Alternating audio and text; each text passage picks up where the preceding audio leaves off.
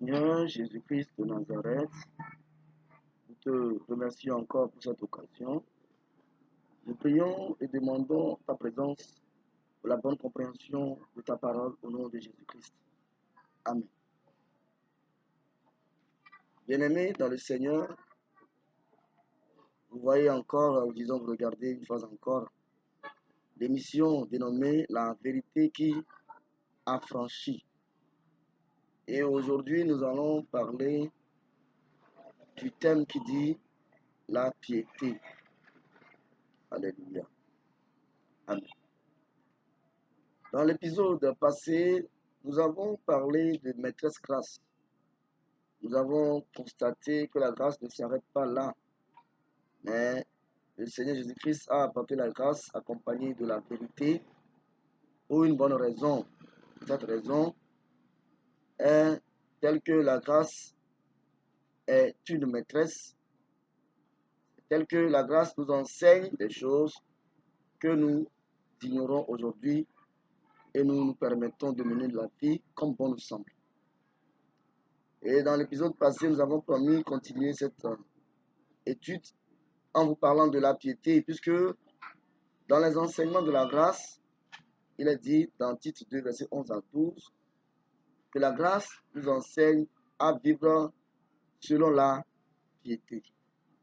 Gloire à Dieu. Alléluia. Et donc, dans l'épisode d'aujourd'hui, nous allons parler de la piété. C'est quoi la piété? Eh bien, la piété, simplement, c'est la vie selon Dieu. Ressembler à Dieu. Amen. Quelqu'un va se dire, mais ce n'est pas possible.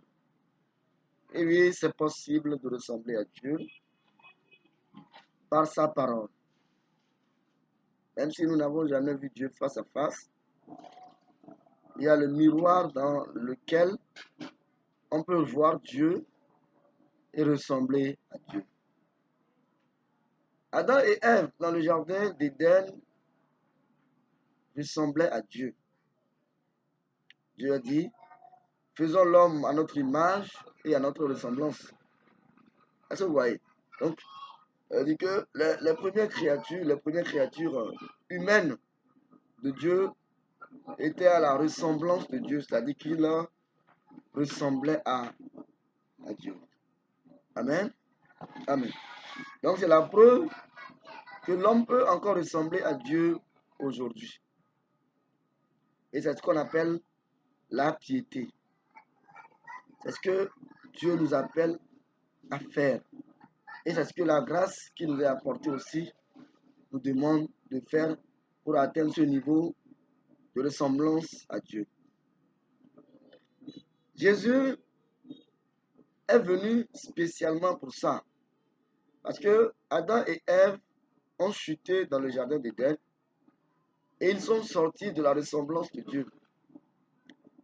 Adam et Ève ont chuté dans le jardin d'Éden et sont sortis de l'image de Dieu. Depuis que Adam et Ève sont tombés dans le péché, ils ne ressemblaient plus à Dieu, mais plutôt à l'ennemi, à cause de la parole contraire qu'ils ont eu à écouter et mettre en pratique. C'est ce qui se passe aujourd'hui. Quand nous refusons la parole de Dieu, nous acceptons la parole de l'ennemi, nous ressemblons à la parole de l'ennemi et donc à l'ennemi. De la même façon, quand nous écoutons la parole de Dieu et nous la mettons en pratique, nous ressemblons à la parole de Dieu et donc à Dieu. Alléluia. Amen. Donc, c'est la raison pour laquelle Jésus-Christ est quoi? Est venu. Et c'est ce que Paul nous dit dans 1 Timothée 3, verset 16. Il dit, le mystère de la piété est grand. Il appelle ça le mystère de la piété. C'est quelque chose de grand. Que Dieu lui-même s'est manifesté dans la chair. Il a été vu des anges. Il a été justifié par l'Esprit. Il a été prêché dans le monde. Il a été cru dans le monde, prêché aux gentils, élevé dans la gloire. Et c'est Jésus-Christ lui-même qui a marché de cette façon. Jésus-Christ est venu en chair. C'est lui le Dieu Tout-Puissant. Il est venu en chair Juste pour nous montrer le chemin à suivre pour ressembler à Dieu, qu'on appelle quoi? La piété. Et c'est un mystère. Et c'est grand. Selon 1 Timothée 3, le verset 16. Alléluia. Amen. Pour certains qui disent qu'on ne peut pas ressembler à Dieu, ils se disent que c'est impossible. Mais je vous ai dit que c'est pour ça que Jésus est venu. Et il est aussi écrit dans 1 Corinthiens 15, verset 45, que le premier Adam est une âme vivante, mais le dernier Adam est un esprit qui vivifie, ou bien un esprit vivifiant. Le premier Adam, c'est Adam du jardin d'Éden. Il était juste une âme vivante. Il a échoué à sa mission.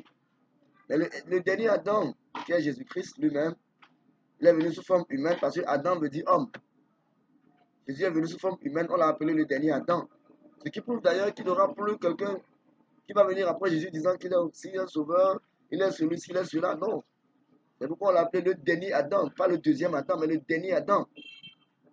Parce que vous voyez, il n'y aura plus un autre Adam venir disant qu'il va sauver l'humanité. C'est Jésus-Christ seul. Et donc, dans 1 Corinthiens 15, verset 45, c'est ce qui est écrit. Que le premier Adam est devenu une âme vivante, mais le dernier Adam est un esprit vivifiant. Gloire à Dieu. Et Jésus-Christ, ça veut dire que Jésus-Christ est venu pour nous ramener à cette position de piété. Il est venu, il a apporté la grâce, et il voudrait qu'on suive l'enseignement de la grâce pour arriver à la position de la piété, pour arriver à vivre selon la piété dans ce siècle présent. Amen. Vous pouvez également lire Genèse chapitre 1, verset 26 à 27. Amen. Amen. Maintenant, pose-toi la question si tu exerces la piété. Si c'est ça l'objectif de Dieu, pose-toi la question si tu exerces la piété. Et je vais me poser également cette même question. 1 Timothée 4, verset 8. La piété dont nous parlons a la promesse de cette vie dans laquelle nous sommes et de la vie à venir. Alléluia. La piété n'est pas juste limitée dans cette vie. La promesse de la piété ne se limite pas juste dans la vie où nous sommes aujourd'hui. Mais la piété va nous conduire à habiter dans un autre monde. Mais si nous refusons la piété, l'enseignement de la grâce qui est la piété, nous refusons cela, nous risquons de ne pas aller dans une destination finale qui va nous avantager, mais plutôt dans une mauvaise destination et nous risquons de regretter cela amèrement. Amen. Amen. Ne te dis pas que la grâce nous autorise à tout faire. Romains 6, verset 1 à 2, on l'avait déjà lu. Titre 2, verset 11 à 12. Voilà, dans l'épisode passé. Maintenant, la piété, elle a deux aspects. Chose que nous allons voir dans l'épisode à venir. Maintenant, j'espère que nous comprenons que la piété est un enseignement capital de la grâce. Maintenant, elle a deux aspects. Peut-être que les gens ne comprennent pas. Ressembler à Dieu, c'est sous forme de deux aspects. Nous allons voir cela dans l'épisode à suivre. Les deux aspects de la piété. Pour que nous puissions pas à pas ressembler à Dieu et vivre selon Dieu sur cette mauvaise terre. Soyez bénis abondamment. Seigneur, je te recommande encore l'auditoire. Merci de leur donner ta parole. Bénis-les par ta parole au nom de Jésus-Christ. Amen. Amen. Eh bien, vous pouvez toutefois nous contacter sur le 90 28 17 54.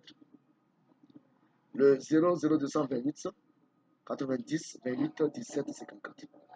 Pour vos questions sur WhatsApp et autre chose, soyez bénis abondamment et disons que nous sommes ensemble. N'oubliez pas, l'épisode à venir va concerner les deux aspects de la piété qu'il faut nécessairement savoir si nous voulons ressembler à Dieu.